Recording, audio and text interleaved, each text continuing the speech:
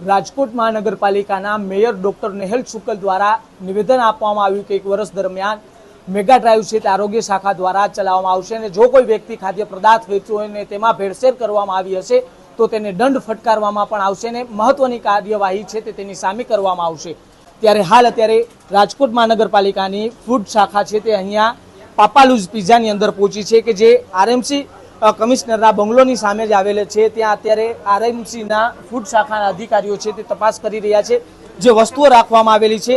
જે આ દ્રશ્યો દેખાડીશ કે આપ દ્રશ્યો જોઈ શકો છો કે અંદર જીવાત છે જે જોવા મળી રહી છે। આ જીવાત જોઈ શકાય છે કે અંદરની બાજુ આ વસ્તુઓ છે જે પિઝામાં કહીએ કે જે વાપરવામાં આવતી હોય છે, સાથોસાથ જે અહીંયા અન્ય જે વસ્તુઓ રાખવામાં આવેલી છે તે પણ કહીએ કે ખૂબ જ જે ન ખાઈ શકાય તે પ્રકારની હાલતમાં જોવા મળી રહી છે। આ ખૂબ જ જે વાસ મારતી વસ્તુઓ છે અહીંયા રાખવામાં આવેલી છે। આજે અહીંયાના જે પિઝામાં વપરાતા અલગ અલગ જે સામગ્રીઓ છે કે જે આ જોઈ શકાય છે કેવી હાલતમાં છે કે આ વસ્તુઓ છે કોઈ પણ કહીએ કે જે જનાવર હોય તે પણ ન ખાય તેવી વસ્તુઓ છે તે અહીંયા લોકોને પીરસવામાં આવતી હતી।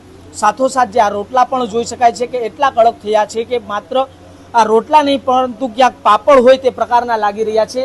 જે અનેક દ્રશ્યો આ અંદરના બાજુના દેખાડીશ કે અહીંયાની અલગ અલગ વસ્તુઓમાં જીવાતો અને ખૂબ જ અનહાઇજેનિક કન્ડિશન છે તે જોવા મળી રહી છે। આ જે ચોખા આવેલા છે તેની પણ જે હાલત આપ જોઈ શકો છો કે આ ચોખા છે તે કોઈ પણ વ્યક્તિ ન ખાઈ શકે તેવી પ્રકારના વસ્તુઓ અને ચોખાઓ અને બીજી અલગ અલગ આઈટમો છે તે અહીંયા રાખવામાં આવી છે।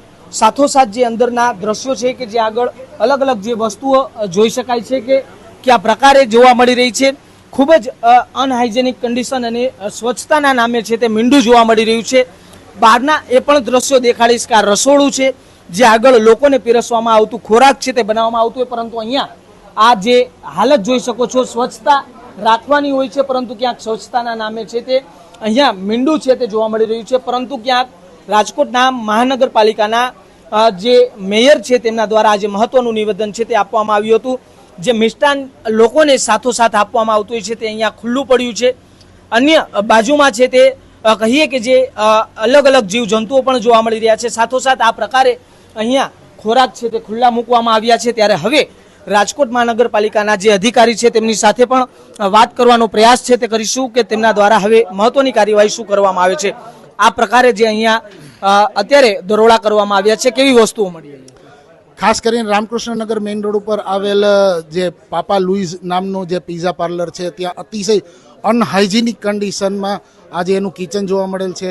ખાસ કરીને ફ્રીજની અંદર જે નૂડલ્સ છે, પાસ્તા છે, બોડા પ્રમાણમાં અતિશય વાસી હતા, અતિશય દુર્ગંધ મારતા હોય તેવા સ્ટોરેજ કરેલ છે। બીજા ફ્રીજની અંદર જે આઈસ્ક્રીમ અને અન્ય પદાર્થ જે સ્ટોરેજ કર્યો હતો ત્યાં વાંદા જેવી બધી જીવાતો જોવા મળેલ છે। મેંદાનો લોટ છે, મેંદાના લોટની અંદર ધનેડા જોવા મળેલ છે। ફૂડ સેફ્ટી સ્ટાન્ડર્ડ એક પ્રમાણે અહીં સેમ્પલિંગ તથા જે કાર્યવાહી કરવાની છે એ કરશું, સ્થળ પર જથ્થાનો નાશ કરશું, દંડ ફટકારશું અને નોટિસ બી આપશું એને ચોક્કસથી। પરંતુ કહી શકાય કે આજરોજ જ મેયર ડોક્ટર નેહલ શુક્લ દ્વારા નિવેદન છે તે આપવામાં આવ્યું હતું કે મેગા ડ્રાઈવ છે તે યોજવામાં આવશે, તેના જ ભાગરૂપે આ ડ્રાઈવ ચાલુ કરવામાં આવશે। જી, મેગા ડ્રાઈવના અનુસંધાને આ ડ્રાઈવ અત્યારે નિરંતર અમે ચાલુ રાખશું। જો લોકો આવી વસ્તુ આરોગે તો તેને કયા પ્રકારે બીમારી થતી હોય? ખાસ કરીને ફૂડ પોઈઝનિંગ છે, ઝાડા ઉલટી છે, સ્ટમકને લગતા રોગો છે, આ થવાની પૂરેપૂરી શક્યતાઓ છે। જી ચોક્કસથી જે રીતના લોકો છે જે આ પ્રકારના ખોરાક જે અહીંયા રાખવામાં આવ્યા છે તે જો આરોગે તો અનેક પ્રકારના રોગો છે તે લોકોને થઈ શકે છે। ત્યારે હવે 1 વર્ષ દરમિયાન રાજકોટ મહાનગરપાલિકાની આરોગ્ય શાખા એટલે કે ફૂડ વિભાગ જે સતત છે તે આ પ્રકારે ડ્રાઈવ યોજીને જે લોકો ભેળસેળ કરતા હોય ખાદ્ય પદાર્થની અંદર તેના વિરુદ્ધ ડ્રાઈવ ચલાવવામાં આવશે ને તેને દંડ પણ ફટકારવામાં આવશે ને જો જરૂર જણાશે તો તેનું એકમ છે તે સીલ પણ કરવામાં આવશે।